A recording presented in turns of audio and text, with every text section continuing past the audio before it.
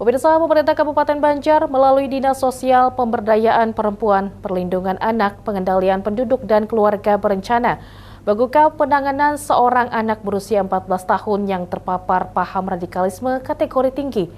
Dalam penanganannya, Dinsos P3A P2KB bersama UPTD PPA memberikan pendampingan sejak awal proses, mulai dari penjemputan, asesmen hingga pendampingan psikologis.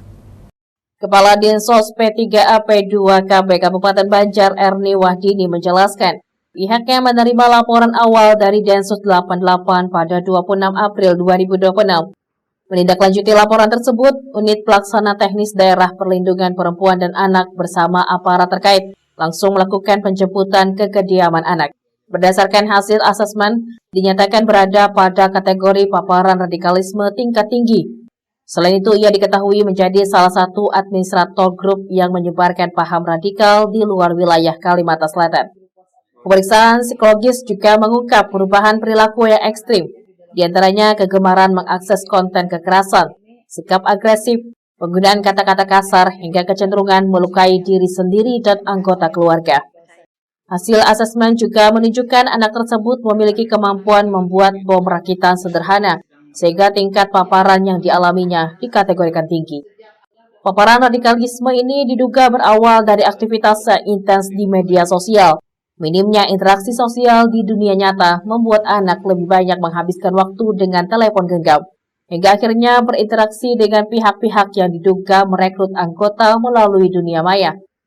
Dalam penanganannya, Dinsos P3A P2KB bersama UPTD PPA memberikan pendampingan sejak awal proses. Anak tersebut juga menjalani perawatan rawat jalan di Rumah Sakit Jiwa Samanglihum dengan pendekatan psikiater dan psikolog.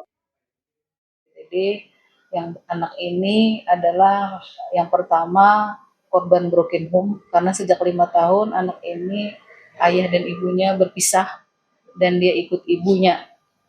Aslinya memang domisili di kakak itu orang Banjarmasin, tapi karena ibunya orang Kabupaten Banjar maka ikut ibunya ke Kabupaten Banjar. Kemudian selain itu juga anak ini merupakan korban bullying di sekolah.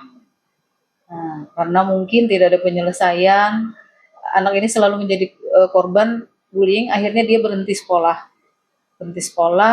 dan selama perjalanan hidupnya, anak ini lebih didominasi pengalaman negatif. Bahwa kami berkoordinasi dengan UPP PPA Polres Banjar bersama-sama melakukan penjemputan anak, pendampingan, karena usia anak kan mereka harus dilindungi bagaimanapun dia sebagai pelaku atau korban, yang pasti dia dilindungi.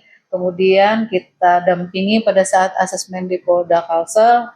Kemudian juga setelah itu, karena anak ini terkait dengan perilakunya yang bukan perilaku seperti anak-anak biasa, kami berdasarkan hasil asesmen itu dia perlu pendampingan psikiater, sehingga perlu diobati dulu ke Rumah Sakit Samanglihum.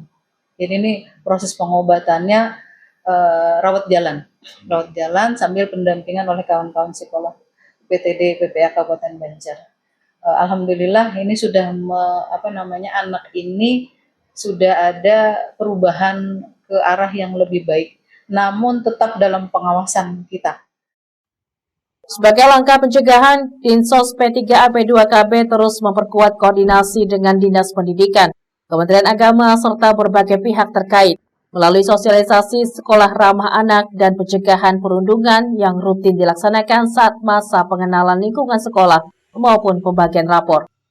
Erni juga menghimbau para orang tua untuk meningkatkan pengawasan terhadap penggunaan gawai oleh anak, serta mengarahkan mereka pada kegiatan-kegiatan positif.